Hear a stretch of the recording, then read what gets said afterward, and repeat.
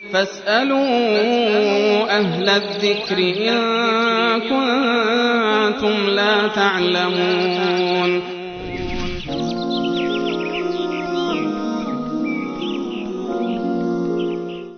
و بیننده در رابطه با وسواس فکری پرسیدن که من همیشه وقتی چه روزه هستم چه خصوصا وقتی نماز میخونم افکار شیطانی تو ذهنم میاد، خیلی افکار بد، و آیا میخوام بدونم که نمازم درست هست یا نه. و خیلی وقتا میشه که بعد از نماز میخوام خودکشی کنم به خاطر این افکار و وسواسی که تو ذهنم میاد. ببینید بیننده عزیز و گرامی، شما در اون چیزهایی که به اختیار خودتون هست مکلف هستید و از اون بازخواست میشید، و اون کاری که بدون اختیار شما میاد که مانند وسواس هست که ناخواسته افکاری به ذهن شما میاد، ولو این کن افکار کفرآمیز باشه، ولو این کن افکاری باشه که عمل کردن بر اونها و عملی کردن اونها گناه باشه، ولو این که حتی امور جنسی باشه که در نماز به ذهنشون بیاد، هر موردی که باشه، اون مواردی که بدون خواست و اراده شما هست هیچ گونه تأثیری بر نماز شما نداره.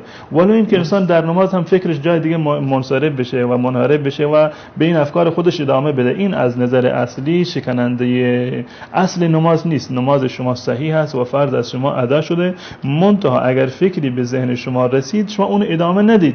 یعنی یک فکری به ذهن شما میاد، شما تا آخرش میرید این ادامه میدید و تصمیم میگیرید این کار رو میکنم فلان کار رو نمیکنم و برای خودتون برنامه‌ریزی میکنید. این گونه نباشه. اگر خود به خود ناخودآگاه یک فکری به ذهن شما رسید، سعی بکنید که دوباره رجوع بکنید به آیات قرآنی که در به اصطلاح در نماز میخونید، به اذکاری که در نماز هست، فکرتون رو به این طرف منصرف بکنید و برگردانید. اما اگر فکر شما منصرف شد از حالت نماز و افکار و وساوسی در حال نماز به ذهن شما رسید، این شکننده نماز شما نیست. و از این هم نباید انسان یعنی دوچار این باشه که حالتی که ایشون گفتند که من بسیار یعنی ناراحت و اندوهگین میشه و که حتی یعنی میخواد که خودشون خودکشی بکنن. نه، این گونه نیست. این کاری هست که برخلاف میل و اراده شما انجام گرفته و لازم نیست که شما این اندازه خودتون رو ناراحت بکنید، بلکه همین در فکر این باشید که با روشی بهتر نماز بخونید و اذکار نماز را، اوراد نماز را و سوره هایی رو که در نماز میخونید معنی اینها رو یاد بگیرید و به اینها توجه بکنید، به آداب و سنن نماز بیشتر توجه بکنید